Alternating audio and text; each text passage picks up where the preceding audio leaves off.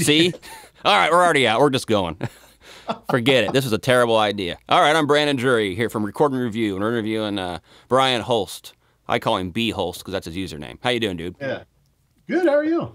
I ain't dead. It was just funny. We just fought through like 2 hours of technical difficulties for something like Skype, which I'm sure every 13-year-old girl on the planet can use, you know? Yeah, no doubt. Okay, let's get right to it. Like I said just a second ago, I'm absolutely horrible with this interview business. I don't have any idea what I'm doing, so we're just going to have to wing it. Sounds good. All right, first off. I don't do interviews either. Well, we'll see. I got to remember to stop abruptly because there's like a gate thing going where, like walkie-talkie talk, you know? Oh, yeah. Yeah, whatever. All right. First off, I wanted to say that your tracks were incredible, dude. I thought they were awesome to work with. Well, thanks. Everything was really like tip top. Like it was a lot better than I expected or whatever. Not that I had low expectations or anything, but it's just really, really good. It's kind of funny because I think a lot of these guys may be disappointed. Well, they'll either be really disappointed or really stoked at how simple it was. Talk about simple.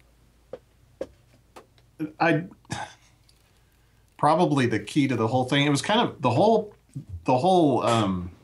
that whole project was kind of a challenge to myself.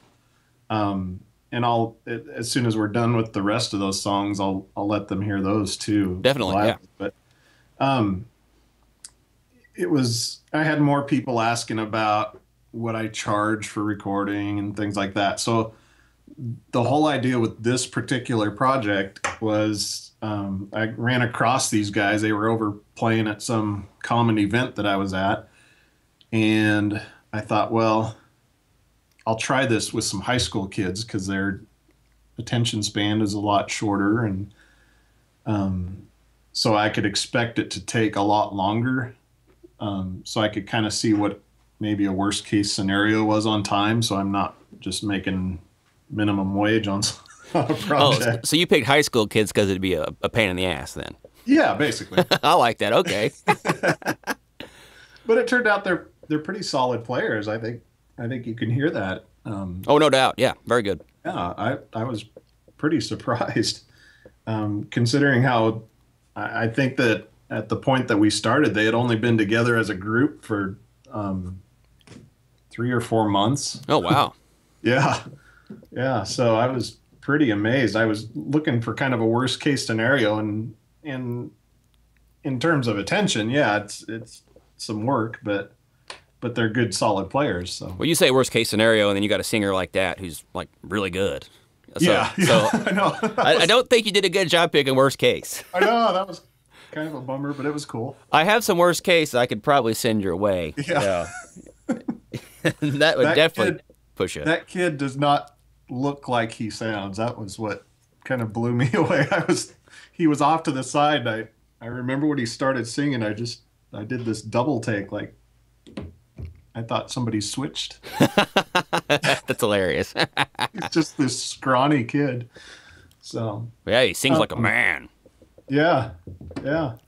So what was your role like in the very beginning? Did you do a lot of pre-production stuff and arrangement, things like that? I had a sit down with them beforehand and just a sit down like a mafia. Yeah. No, I just kind of walked through some of my process, and I think what some of those guys picked up on in listening to those tracks is a lot of the dynamic stuff just kind of happened. You didn't have to necessarily mix it that way. Mm-hmm. And that was part of my discussion with them beforehand was, don't overplay. Just the stuff I expected from high school kids. You can't just throw everything at it and expect it to sound good. Just keep it simple. And well, I expect that from everyone, actually. Yeah. But in listening to them noodle around before they start playing, it sounded like it was going to be a nightmare in it. But they, to their credit, they listen and take advice. And now that's a high school thing. That's unique to high schoolers usually. Yeah. So that's an advantage to recording to young guys. Yeah. So how much trimming did you have to do? Did you get into much of that stuff? Not much at all. Really? So the song is pretty much what we heard then, huh? Yeah, yeah, Well, that's awesome. Okay. yeah. It is. Okay, well, let's kind of switch. Let's see. You kind of answered about 30 of my questions right there. Oh no, So where'd you say you found these guys? Some music they're thingy? just local. So I'm in Southern Oregon, so there's not a big music scene around here, but I just had seen them at this event. It was like a fundraiser deal, and it, I just started talking to them afterwards, and I get a lot of people that ask, like, well, Brandon, how do you find, bands to work with? And like, there's I know. really not a mystery to it. I I talk don't. to them. Yeah, yeah. Um, and I'm still trying to figure out some real rates that make it worth my while and aren't outlandish for them, considering this area. So, Join the club, dude.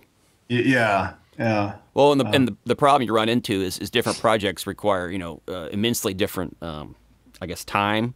And so, yeah. a live band could come in and blast in 3 hours and have like a really good record. And Right. but maybe a metal band might need 10 hours of editing on drums after the fact. Yeah, So it's hard. It's really hard. It's a tricky thing. yeah. I think long term, I would like to be primarily a mixing guy, but I don't know how practical that is. It's kind of fun having these guys come over and record, but sometimes it's a total pain to try to schedule that because you know, I have a day job and 3 kids, and Reality, yeah. yeah, yeah, Well, and if you don't have control of the tracks, though, then that becomes a mess in itself sometimes. Tricky business. yeah. Well, let's talk about the tracks a little bit. Well, what was your vocal chain on this thing? To me, that was the worst part of the whole thing. 'Cause I thought the vocal sounded great. Well, it was funny because it was. I'll back up. It was probably the most expensive thing of Oh, this well. whole thing, and the part that I wasn't as pleased with. That's what kind of cracked me up. I was actually demoing. What model is that? The Neumann. Is it TLM or?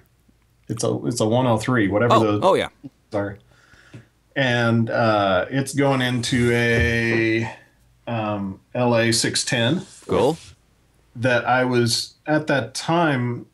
I kind of intended for that to be kind of a scratch track, and I was kind of overdriving that 610 on purpose just to see what. I hadn't done that yet, so I didn't know what I was in store for. And he kind of shifted around quite a bit, so I hear it distort a little bit, or you can tell it's really being pushed, I think. Well, I think that's what I liked about it when I heard Yeah. those tracks because they set so well. I mean, you had a really good amount of harmonic content in there. So that came mostly from the preamp, then you think, pushing it. Yeah, I think so. What was your mic placement on him? That's something I'm always interested. People don't talk about vocal mic placement, and it's kind of a huge deal. Yeah. So I put a pop filter probably 4 to 6 inches away, and he was probably another 6 inches to a foot away, I would guess. Well, what a height and stuff? Was he shooting straight into it, or did you have any? Yeah, yeah. I need to mess with that some more. Well, I find, and I think I posted this the other day, is some singers sibilance is a non-issue. They don't even notice, and then other singers it just leaps out. And so you can try angling the mic and do all this stuff to get off axis to contain the sibilance, but then you run into hell with the losing a lot of the top end. Yeah. It's tricky balance sometimes, and I haven't found the magic for that at all. But what Yeah, kind of I room mean, do you record those vocals in? Well, it's a. So you saw my office earlier. There's kind of a side. It was kind of almost a hall right outside of my room here that I closed off, and I'm treating it, and there's still that's something I could hear in that vocal when his energy really picks up. I kind of still hear that room, and I don't intend for that to happen. So But yeah, when you're compressing or overdriving that preamp, when they really dig in, that's when you can hear that room suck up. yeah. So I need to I would really like for that to be a dead space in the end. Well, yeah, when I was So at Michael Wagner's, because he was using just absurd amounts of compression. He had his distressor just maxed out pretty much, and but he was huge on just getting that room as dead as possible. He had all kinds of those tube trap things. He'd yeah, build a wall of them. So there is something to that. I think if you're really going to stomp on it, which for a lot of the rock stuff you kind of have to. But yeah, I thought the yeah. vocals turned out good, dude. Really good. Well, thanks. Okay, let's just keep on. Well, did you use a compressor? That has that LA2A thing on it, doesn't it? The Yeah, 610? yeah. And that's what I was basically overdriving. The pre wasn't set real hot, but I was pushing that LA2A side of it. Um, so I think that's probably what you're hearing. I need one of those then. I noticed, okay, switching gears here again. I noticed you're big on threes, like on terms of guitar tracks. You put one, I guess, left, right, and center. Talk about that a little bit. Did I? Yeah, well, I assume they were center. You kind of had every guitar section seemed to have two rhythm tracks and like a lead track, kind of, sort of. Yeah, I was trying to remember what all we used. I think um, that part of it is probably what'll be either exciting to some or really boring. Um, they have, I think the guitar they brought in was like a cheap, um, kind of a semi-hollow Ibanez guitar. Okay. And then I have this homemade one that I did up, and I think we put that to use too. Um, but all of that stuff was run through one of those 11 racks Oh, yeah, okay. for the amp stuff. Not the plug-in. I haven't been real excited about the plugins, but the box, there's this firmware upgrade they did, and I've been a huge fan of it. Yeah, I've only got to play that one time, and it was real quick. I didn't get to really dig into it. Yeah, I like it. These new hardware-ish guitar emulators like the XFX and the 11 rack, man, it's amazing what they're doing with those now. Yeah, and that was part of this whole challenge to myself with this particular project was I wanted to use that a lot, and they had V drums, so I wanted to just use V drums. I just kind of wanted to do a whole basically in the box thing. There's something about saying, hey, this new stuff is fake, but let's see what we can do with it. Yeah, yeah, And my experiments so far have been entirely pleasing. yeah. There was just a post on the came forum. out well. There was just a post on the forum today, and a guy was talking about wanting to record his Laney and really wanted to capture all the real tone and all this business. And I Yeah. kind of had explained that sometimes these new fake things are really, really like underrated. They're better than you expect. Yeah, and I think a couple of these guys that I know that are real gung ho about the real stuff. I've let them hear recordings before where I don't let them in on the fact that it's Yeah. like that 11 rack, and they love it. And then you go, And whoops. I like doing that to them. So Oh, I hear you. I've done the same thing with the XFX. It's this new stuff is worth looking into at least. yeah, And if you maybe you can top it with real stuff, but all your ducks got to be in a row for that. right. The thing that I thought was cool on this particular box is it's super easy, and I was lazy this time. All I had to do was arm a track to do a reamp where it'll capture just the dry guitar. All I had to do was arm it to record. Well, that's right. It has the interface built in, doesn't it? Yeah, Oh, I forgot about that part. That's awesome. yeah, it really is. And the input they did it. There's something special about the input that they did where it feels more like a real amp when you're playing it. So Yeah, that's something that the feel aspect I think affects a lot of people. yeah, And the in the box simulators, the plugins haven't been quite as good with that. It seems like. yeah. This thing I've been super happy with because I wasn't blown away when I first got it, and I think what finally did it. Blah, I can't talk. What finally did it for me was just starting from scratch and just treating it like an amp, where I just bring up that amp and a cabinet I like, and I don't gate it or anything, and and just treat it like an amp, and then it worked really well. So Yeah, I found something very similar with Max Effects. Just start with nothing and throw up a whatever preamp and then a cabinet and go to town. And that seems to be a better way of approaching it for me too. yeah, A lot of the and presets have all kinds of weirdness, and you don't need all that a lot of the time.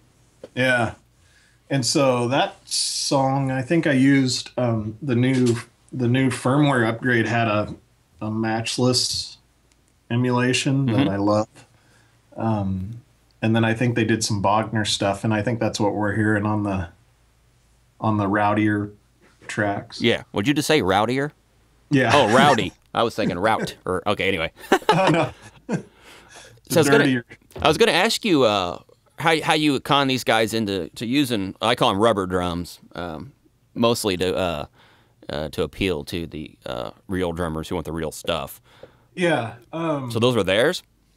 Those are theirs, and that's what he uses for just for practice.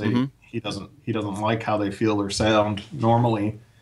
But I said, bring him in anyway, and I let him come over beforehand and showed him just how good, like, and I'm still using Superior Drummer at this point. I just showed him how those turn out, and like I told him, I don't have the kind of room to make the drums that he has sound as good as what we're going to get out of there anyway. Right. So once he heard it for himself, he was pretty sold on it. So. And that's another advantage, I think, of the younger kids.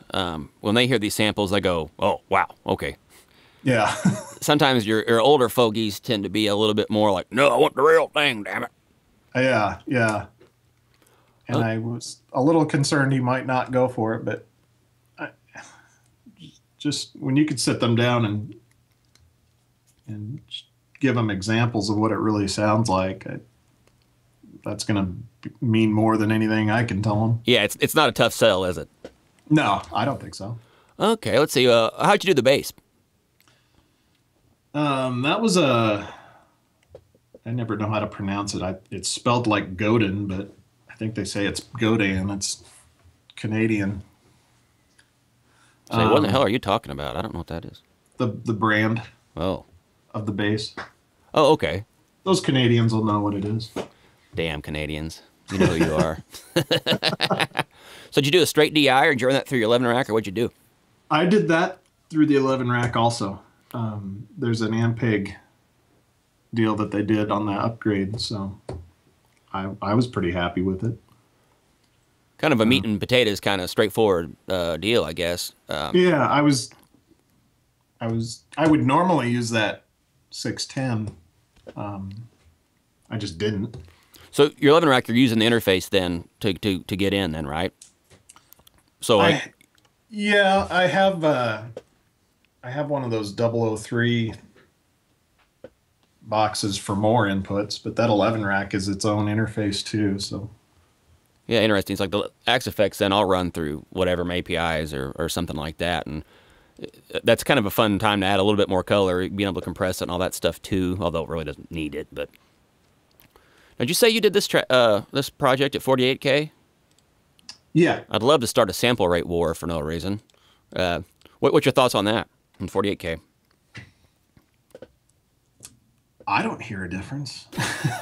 So why do you record at 48? I don't know. I don't know. It just comes up that way by default, and I haven't changed it.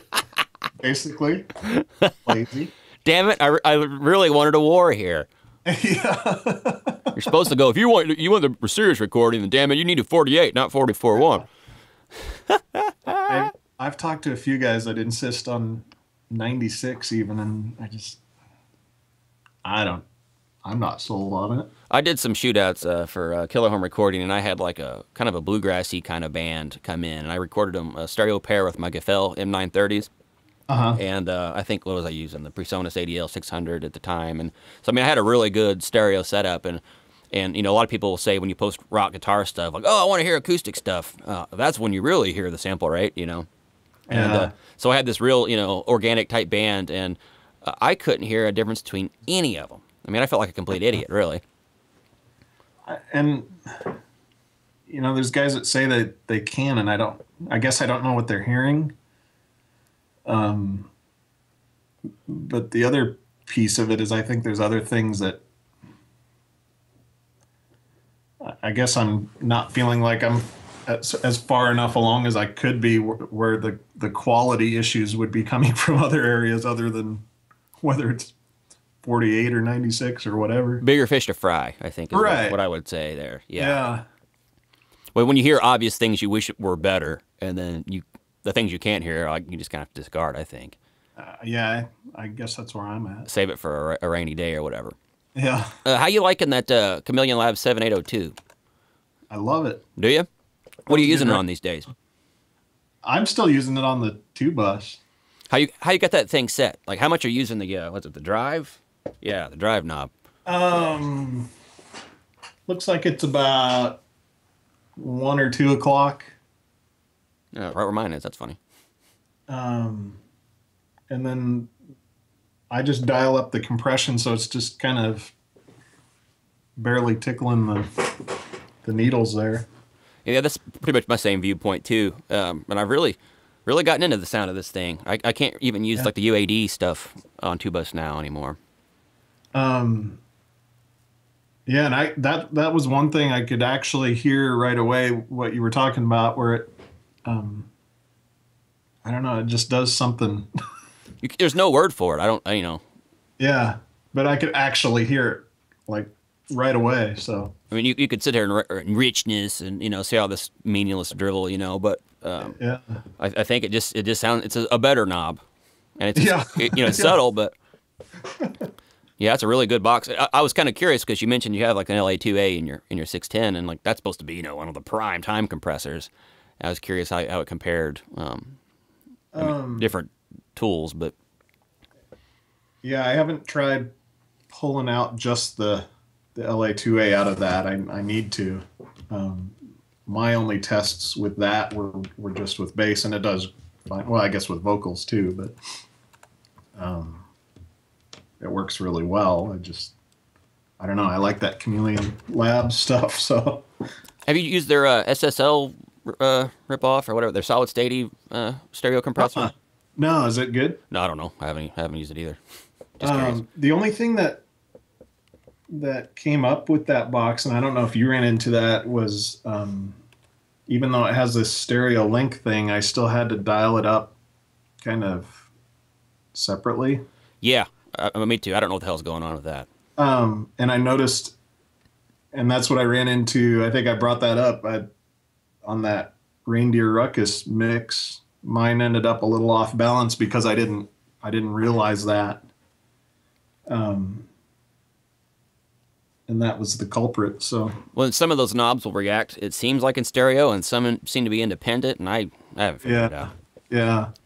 So I just watched that real close now, and it's working out super well. Well, if you don't compress it too hard, then it usually it's pretty subtle anyway. I guess it depends on when it's grasping, but.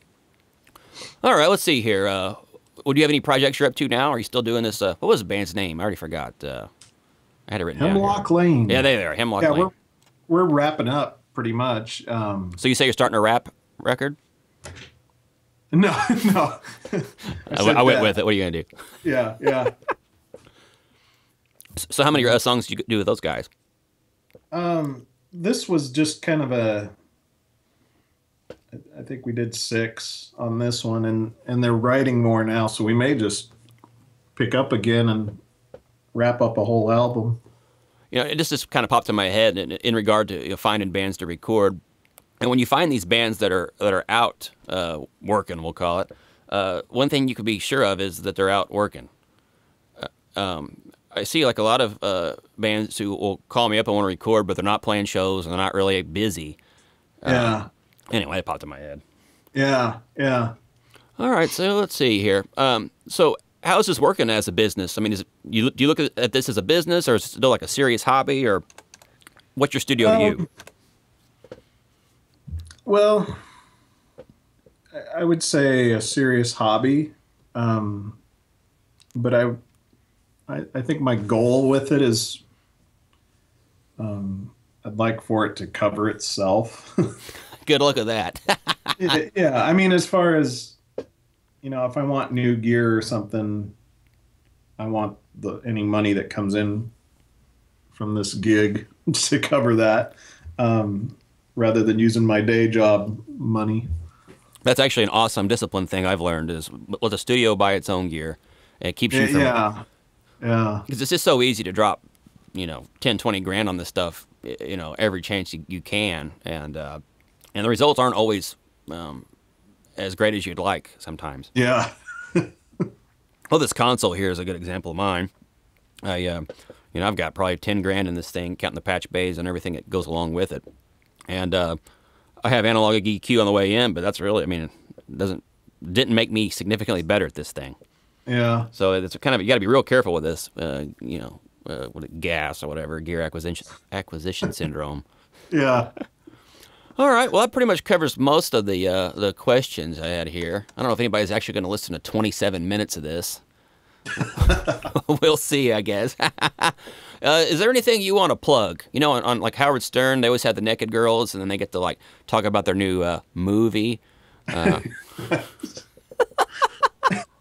No, I have no upcoming films. Yeah, no movies. Are you booked into the future at all with other bands, or are you just focusing on the Hemlock Lane band right now? Focusing on them. There's a buddy of mine that I work with quite a bit, and we used to, I'd play guitar with him when he would play out places. I haven't been doing that as much lately. Yeah, good luck and keeping I guess that up. that's where this whole gig kind of started, and it was just this, and that's going to be true for a lot of these guys on the forum. I just kind of looked at it like, how hard could this recording stuff be? and then I found out. Yeah, and then reality sets in. And so, but as I got into it more, I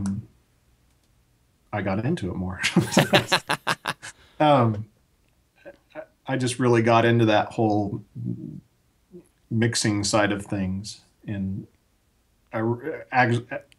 the more time I spent with that, I thought maybe I could do this with other people's projects, and then I thought I wanted to maybe pursue mastering, and then I read up on it, and then thought maybe mixing is my thing instead. That's funny. All right, dude, this has been a pretty awesome interview for me. This is really fun. Yeah, it is. We got to do this crap more often, even if nobody listens to it. I'm really going to pay attention. I want to see who actually gets through this thing. Yeah. But once again, I thought you did an incredible job with the tracking. That was really, really awesome. And you're seated #1 for Slate Digital Cup March, too, I wanted to point out.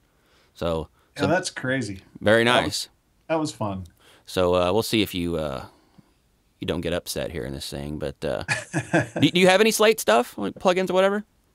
I don't yet, so I'm kind of crossing my fingers that mix makes it, because the samples I've heard of the SSD4 it's blowing my mind. So I really hope I pull off a win. All right, dude. Well, thanks again for hopping on this interview. Hopefully I didn't stomp on you or you're talking too much. I'm long-winded. Oh, no. All right. Well, over and out. Goodbye. See you later.